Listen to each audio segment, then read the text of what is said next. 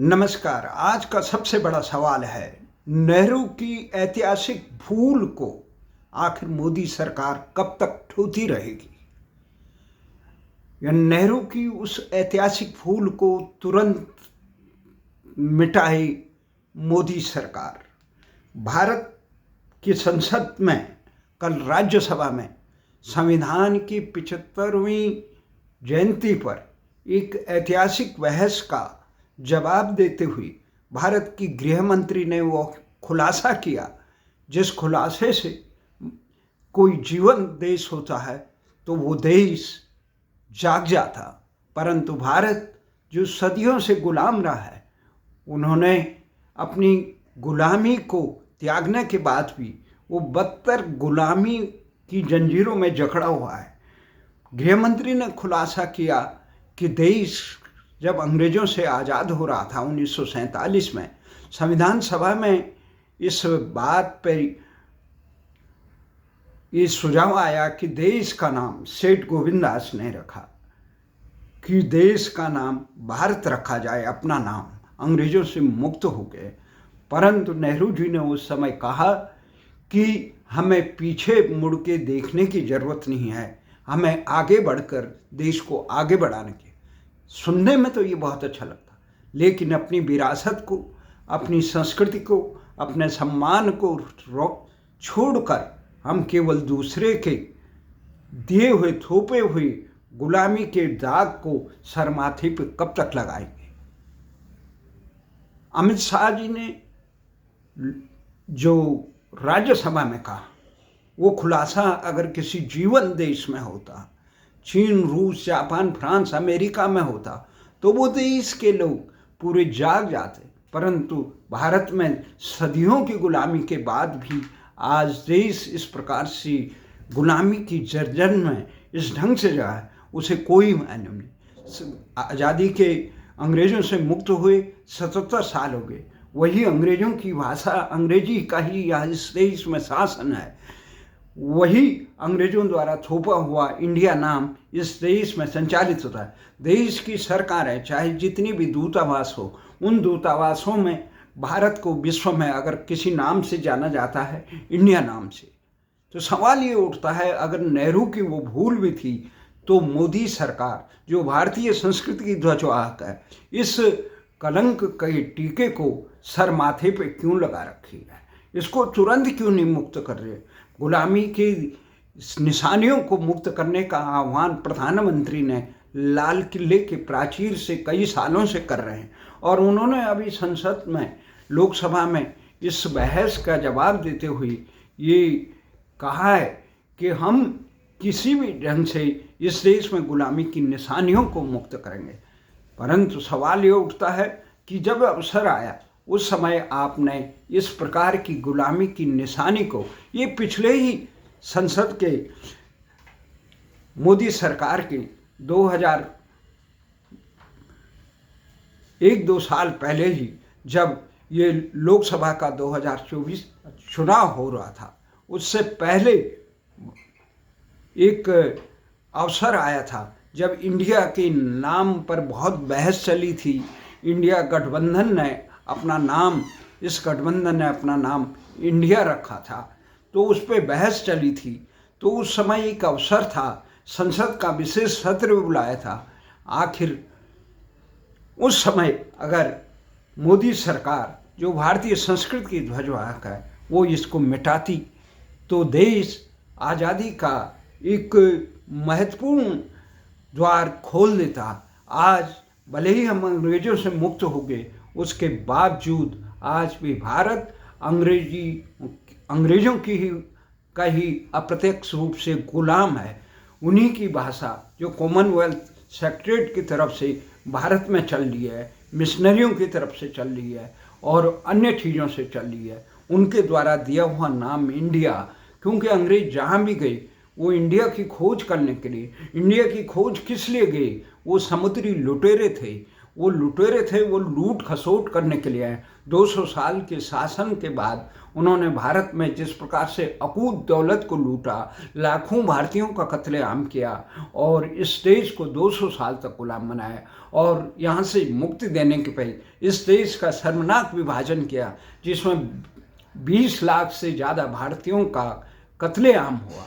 ये ब्रिटेन की देन है। उस ब्रिटेन द्वारा थोपे हुए नाम और उसकी भाषा हमारी 2 दर्जन के करीब भारतीय भाषाओं के होने के बावजूद आज भी हम अपनी भाषा में नहीं, अंग्रेजी में, यहाँ के सर्वोच्च न्यायालय में भारत को कहने को आज़ाद है, परंतु यहाँ के सर्वोच्च न्यायालय में भारतीय भाषाओं में न्याय नहीं मिलता। यहाँ के मुख्य सेवाओं में, नौकरशाही में, जिनकी सेवाओं में, प्रतिष्ठा में, शासन में मूल काम अंग्रेजी में होते हैं और इसीलिए इस देश को बर्बादी का यह है कि 47 साल 77 साल होने के बावजूद 1947 के बाद अब तक देश की सरकार देश को अपना इतिहास नहीं दे पाई, अपनी व्यवस्था नहीं दे पाए, अपना नाम नहीं दे पाए, अपना पहचान नहीं दे पाए, अपनी भाषा नहीं दे पाई।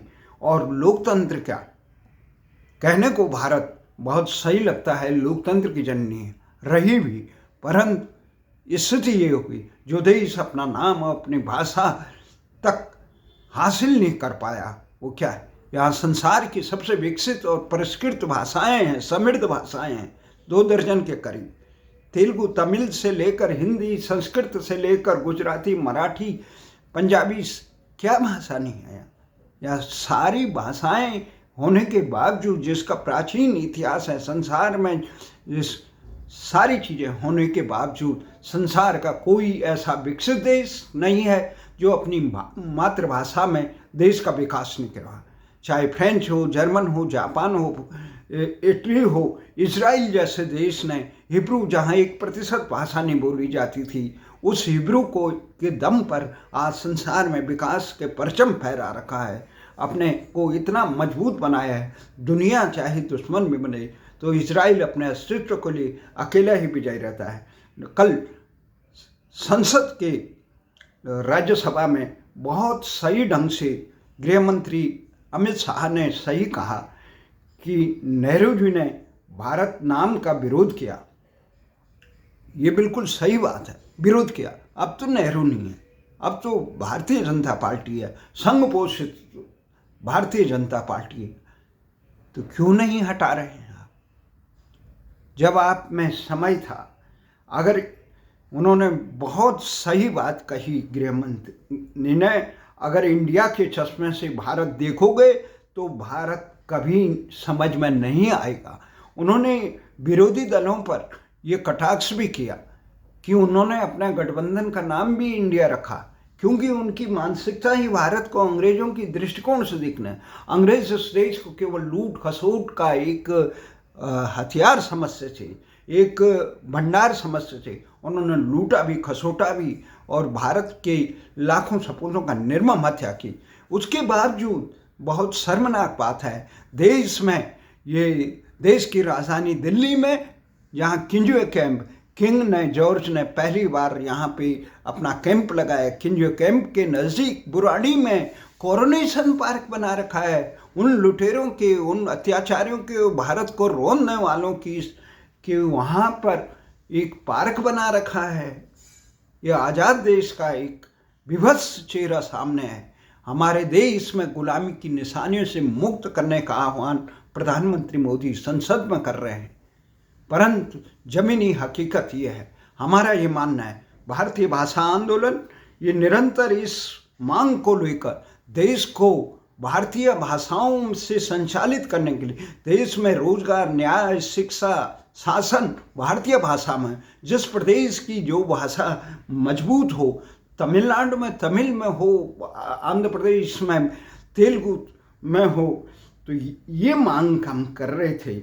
और वो ये मांग भारत में 21 अप्रैल 2013 से भारतीय भाषा आंदोलन कर रही है कि इंडिया के नाम को, भारत को अपना नाम भारत मिले, इंडिया का कलंक जो माथे पे लगा है वो मुक्त हो, भारतीय भाषाएं, इसके लिए संसद की चौखट से लेकर, जंतर मंतर से लेकर, शहीद पार्क से लेकर, निरंतर प्रधानमंत्री के कार्यालय पे कोरोना काल से पहले सैकड़ों दिन तक पद यात्रा करके प्रतिदिन कार्य दिवस पर ज्ञापन देने का काम भारतीय भाषा के अध्यक्ष के रूप में मैंने किया। ये तमाम काम है। संसद में 89 में हमने नारे लगाए। भारतीय भाषा आंदोलन के एक और पूर्ववर्ती संगठन अखिल भारतीय भाषा संरक्षण संगठन के तहत संघ लोक सेवा आयोग में भारतीय भाषाओं को लागू करने के लिए एक बहुत बड़ा आयोजन किया गया, जिसमें भारत के पूर्व प्रधानमंत्री अटल बिहारी वाजपेयी, ज्ञानी जैल सिंह राष्ट्रपति, पूर्व राष्ट्रपति, विश्वनाथ प्रताप सिंह से लेकर राजनाथ सिंह से लेकर तमाम वामपंथी नेता, इन तमाम नेता इसमें शामिल हुए। 4 दर्जन से अधिक सांसद, हमारे साथी पुष्पेंद्र चौहान ने संसद में कूद लगाई। हमने उससे पहले खुद संसद में अंग्रेजीवाद मुर्दाबाद के नारे लगाए, जिस दिन कर्नाटक की विधानसभा भंग की गई थी और उस भजन लाल उस समय कृषि अनुदान के मामले में जवाब दे रहे थे। ये शुक्रवार का दिन था, इसलिए दिया देश में अंग्रेजी की गुलामी को थोपा गया था, देश को भारत के नाम से वंचित किया था। भारत की संस्कृति आज लॉर्ड मैकाले के जो इंग्लिश एजुकेशन एक्ट के, भले ही भारतीय जनता पार्टी और अन्य ये करें, हम आज़ादी के बाद भारतीय भाषाओं की भारतीय एक देश में एक शिक्षा तक नहीं दे पाए, अपने भारतीय भाषाओं में शिक्षा नहीं मिले।